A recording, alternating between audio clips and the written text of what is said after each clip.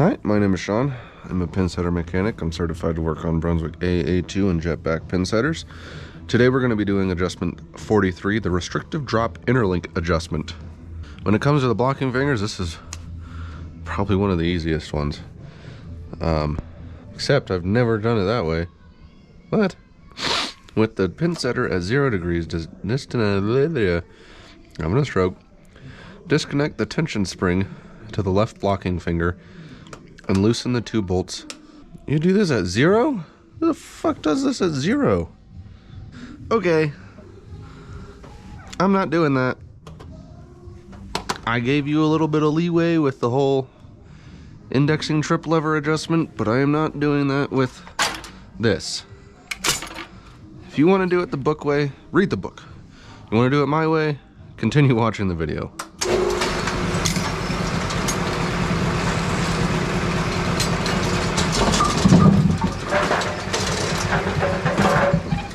$270 degrees, setting new pins.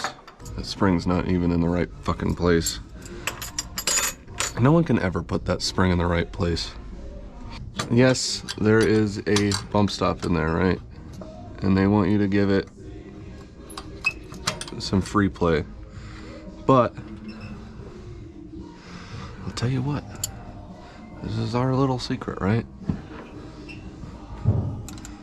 A lot of these old ass links, they don't work the same way they used to.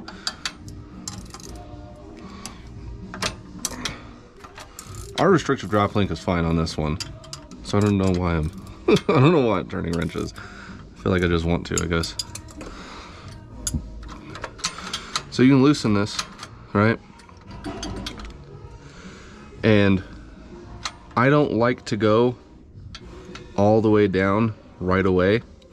Like right now, if I go all the way down, you just barely see the slot of the other link poking out. This was not like that before, but I don't like to go all the way down. So unless your thing was already about halfway, what I like to do is I like to get it to where the link is about halfway. Now I have gotten comments in the past asking how to get the restrictive drop link to go further up, and I've answered a couple of them. But if your restrictive drop link is maxed out already, the next thing I would look at, people will probably tell you this is wrong, but the next thing I would look at is in here, putting some sort of spacer. Make this that it rides on, make it bigger. If it's thicker, it'll go up just enough to get out of the way. So anyways, that's about halfway up. So we're gonna bring the machine back up and we'll see where we're sitting at.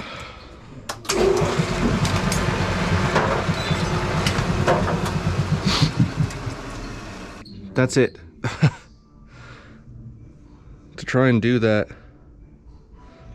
here at 0 seems like such a pain in the ass. I'll tell you what though, I'm gonna move this fucking spring, cause ain't nobody fucking putting it on the right place ever. And see, like, oh, it's supposed to have as much tension as possible. No, not fucking really, you fucking tard. I don't know if y'all have had that problem, but that spring that's connected to the blocking finger,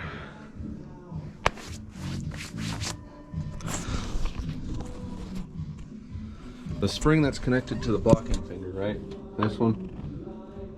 A lot of the times what they'll do is they'll connect it to the back of the frame instead of in that hole. They'll wrap it around the back of the frame. Why they do that? Who knows? Maybe because they, like I said, maybe they think it's supposed to be tight as hell and everything else like that. It's not really. Yeah, if you want to do it at 0, fucking read the book. Have fun struggling. If you just go to 270, setting new pins, and you put it to where, not, you know, unless it's already sitting at halfway and you need more out of it, then you go and max it out. But if it's not sitting at halfway, go ahead and put it at halfway. Try that, see what happens. You need more, adjust it down more accordingly. If you have any questions, please leave in the comments below.